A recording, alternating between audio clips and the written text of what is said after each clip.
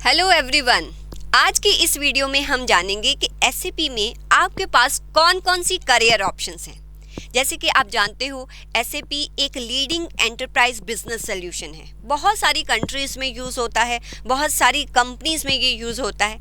It means आपके पास wide range of career options है, बट हमें पता ही नहीं होता कि हमने जो एसएपी में अपना करियर जो है वो किस एरिया में बनाना है।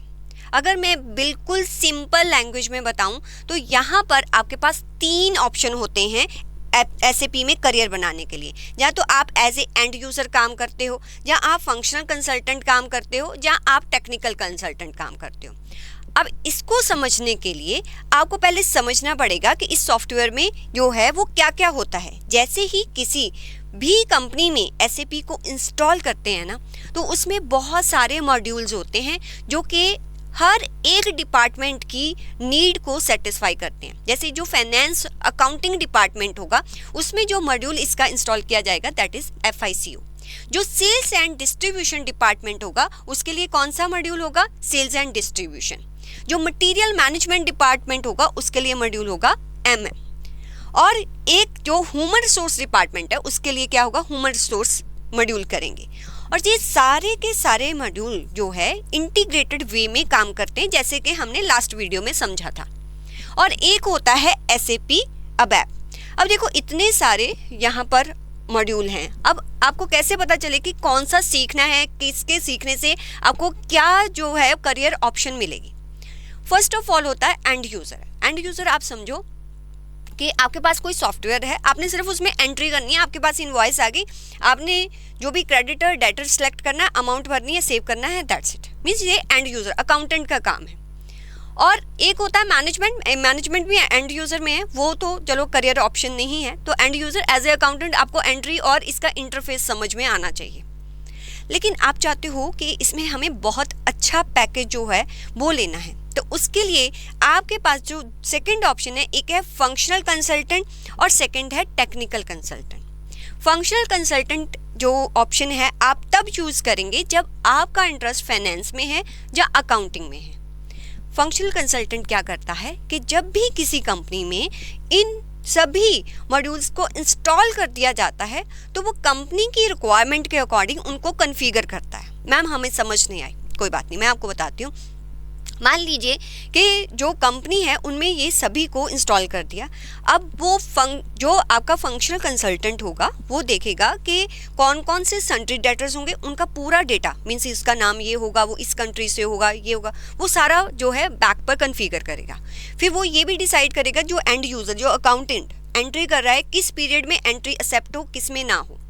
जो एंड यूज़र है कितनी अमाउंट की एंट्री कर सकता है, कितनी अमाउंट के लिए उसको मैनेजमेंट से परमिशन लेनी पड़ेगी, ये सब कुछ बैक एंड पर कॉन्फ़िगर करता है कौन? Functional consultant. तो फंक्शनल कंसल्टेंट को क्या सीखने की ज़रूरत है? उसको इनमें से या एक से ज़्यादा कोई भी मॉड्यूल में अपनी मास्टरी कर सकता है। तो अगर जैसे FICO है, FI मतलब functional accounting, financial accounting, CO means controlling, ये है सेल्स डिस्ट्रीब्यूशन, ये है ह्यूमन रिसोर्स आपका मॉड्यूल, ये है मटेरियल मैनेजमेंट। आप किसी एक को भी सीख सकते हो, आप एक से ज़्यादा भी सीख सकते हो, वो आप पर डिपेंड है कि आप जितना ज़्यादा लर्न करोगे उतना ही अच्छा आपका सैलरी पैकेज होगा। बट सबसे पहले आप FICO को सीखो, क्योंकि उससे क्या होगा, आपका एक बेस क्रिएट होगा, फिर आप इजीली बाकी मॉड्यूल्स को समझ सकते हो। तो ये तो हो गया कि आपने कॉन्फ़िगर करना है बैक पर। उसके लिए आप एक फंक्शनल कंसल्टेंट बनोगे जिसमें आप किसी भी एक मॉड्यूल में या एक से ज़्यादा मॉड्यूल में मास्टरी करोगे। अब आप कहते हो कि हमारा फाइनेंस या अकाउंटिंग में कोई इंटरेस्ट नहीं है, हमें प्रोग्रामिंग बहुत अच्छी लगती है। तो आपने जैसे देखा होगा इसमें एक मॉड्यूल जो होता है ABAP। अब ABAP क्या करता है? अगर सिंपल मैं वर्ड्स में बोलूँ, मान लो फंक्शनल कंसल्टेंट ने देखा कि जो ये कंपनी है अब न्यू टैक्स आ गया है, अब हमें सॉफ्टवेयर में ये न्यू टैक्स इम्प्लीमेंट करना पड़ेगा और इसका इम्पैक्ट यहाँ जाएगा, तो उसके लिए नया प्रोग्राम लिखना पड़ेगा। अब वो जो प्रोग्राम लिखता है पर्सन वो वही लिख सकता है जिसको ABAP आता होगा। ABAP क्या है? वो SAP की प्रोग्रामिंग लैंग्वेज है। तो अगर आप ABAP सीखते हो तो जितने भी प्रोग्राम्स जो चेंजेस होते हैं प्रोसेसेस में, उन चेंजेस के लिए जो प्रोग्रामिंग होती है वो SAP ABAP पर्सन करता है, मीन्स ये हो गया करियर ऑप्शन SAP डेवलपर आप बनना चाहते हो। तो ये किस में आता है, ये आपका टेक्निकल कंसल्टेंट में आता है। तो अगर आप टेक्निकल कंसल्टेंट बनना चाहते हैं तो आपके पास ऑप्शन है आप ABAP सीखो, जहाँ बेसिस सीखो। अब बेसिस क्या है, जो SAP होता है वो नॉन SAP सॉफ्टवेयर के साथ इंटीग्रेट करके जो प्रोसेसर्स को स्ट्रीमलाइन करता है। जैसे एग्जांपल, ये कंपनी है, इसमें SAP इंस्टॉल है।